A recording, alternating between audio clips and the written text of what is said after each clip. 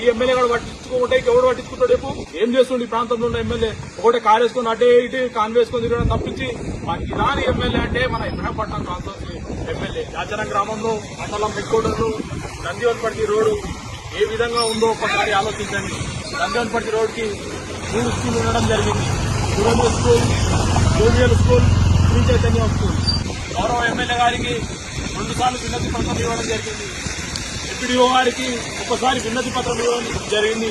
ఈ ప్రాంతంలో ఉన్న ఒక ఎమ్మెల్యే పనికిరాని ఎమ్మెల్యే ఈ ప్రాంతంలో 3 ఏళ్ల నుంచి ఈ ప్రాంతం మొత్తం ఆశ్రమం పట్టించిన ఎమ్మెల్యే అంటే మన ఎమ్మెల్యే గారే. నందివన్పర్తి రోడ్డు షాపులున్న వాళ్ళు ఈరోజు షాప్ బంద్ చేయడం జరిగింది. ఎండాకాలంలో అది భయంకరమైన దుమ్ము, వర్షాకాలంలో ఏ విధంగా ఉందో ఒకసారి ఆలోచించండి.